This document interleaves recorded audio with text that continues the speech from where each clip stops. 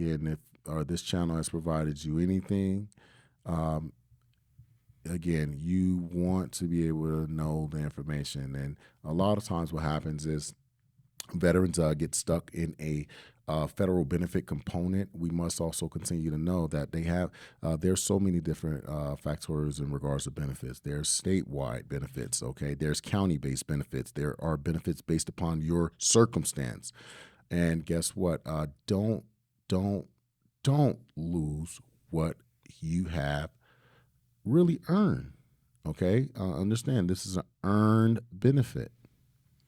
Less than 2% of the U.S. population have joined the military. You are one. So take advantage of what you deserve. Absolutely. So, within the community, if you're here, thank you. Really appreciate you for being part of the community and the audio experience here. But, Kenneth broke down some great insights in regards to mental health and just looking at pre-existing conditions and how that kind of factors into rating decisions and analyzing it from pre-existing all the way to after service when you started dealing with those issues. So definitely please check that content out there.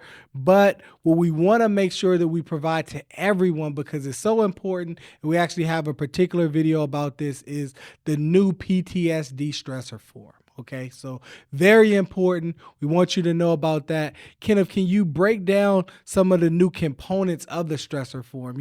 One of the things that I was noticing is, as you stated before within the community, is that it is very robust, right? In terms of it, before you had the 0781 where it was just that couple pages. You could put a little bit of information in there. You can write your own letter on top of that, but it didn't really probe you with some of the questions to be able to assist with unpacking just how many mental ailments there are, and frankly, how you could actually be dealing with more than one, right? Because it didn't really give you that focus point, and obviously at Veterans for Veterans, we're able to help you, right, with your claim process, and our clients definitely do receive the utmost assistance with that. But veterans working and looking at that form, themselves, it just kind of looks like a mostly blank page where you're putting in some dates and filling in a box here and not able to really explain your complete story, So yeah, I want to have you really just break down how the new stressor form is actually going to really support veterans and really assist them with their claim for mental health. Yeah, so the mental health PTSD stressor form, really something that needed change that has come. And when I tell you they were right on time, they were right on time. Okay, this form details a lot of information out. It provides you information on certain circumstances that may not have been reported, that you may not have access to report, right? Or at the time, or you were embarrassed to report, because again, your leadership and your command, that's your home, that's your family, that's your sanctuary for most. Okay, because when you're out on a 6-month deployment, or you're overseas in Kuwait and been there for 9 months, there's no going home, right? So who do you report these things to? So again, a lot of times, a lot of those incidences go unreported. So this is where we're able to kind of outline on where you can find certain police reports, okay, certain, again, documented reports, medical evidence, even if it's private or on base, or again, ship medical, or again, a medical where you got medevaced out, but we couldn't find the actual documents, right? Again, this is when it really unpacks how you can develop your case file by going through certain questions. Okay, so it really puts you in a better position to be able to provide the right check boxes, and not only the right check boxes on how you can really understand what you went through at that time. provide you an aspect of what symptoms that you may be going through. Were you deployed or were you not deployed? Was it a hazardous area, a hostile military environment? What circumstance were you in? So these are some of the questions that they ask. And again, in the community, we're going to go through that in a format where it can be accepted and understood comprehensively through there. So we're really excited to be able to provide that training for again our veteran community. Absolutely. Really, really excited there. And we're going to continue to push the envelope, whether it's in the community or on YouTube. We're always going to provide you with the resources and knowledge. And, as we kind of close out here, we're talking about the proposed changes for mental health for 2025. Another one of the questions I wanted to ask here is that, so when we're thinking about the rating criteria here, right? So now they're introducing a possible 10%, right? We already, see a lot of 30%, 50%, 70%, and we spoke a little bit about the 100% possibility as well. So now, obviously, when you're applying for your claim, you could be applying, just for regular claim, looking to get a compensable rating that will hopefully lead you to permanent and total, right? At 100%, hopefully.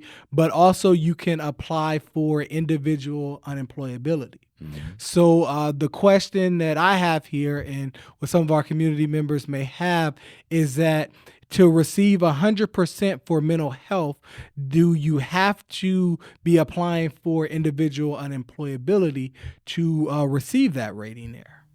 No, not at all. Not at all. That is not a requirement. Again, you can be applying for individual unemployability, or you can be, applying for a depression disorder. It doesn't matter. It does not matter. So again, I always want to indicate that again, one mental health is a claim for all, okay, except PTSD. That's another factor. We'll talk about that on the community.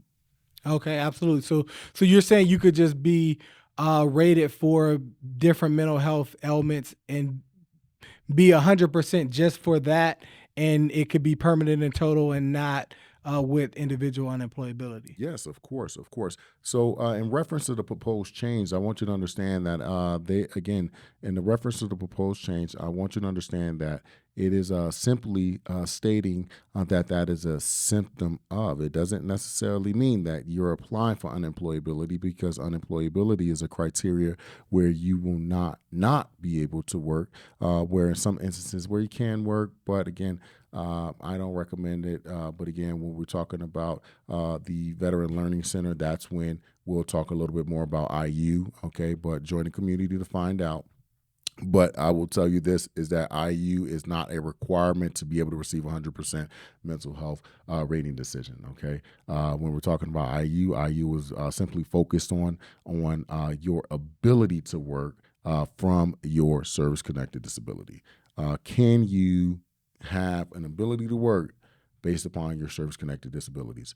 Are you constantly getting fired? Are you constantly being reprimanded? Are you constantly late? Are you constantly doing something, or you don't have the physical ability to move around in the warehouse?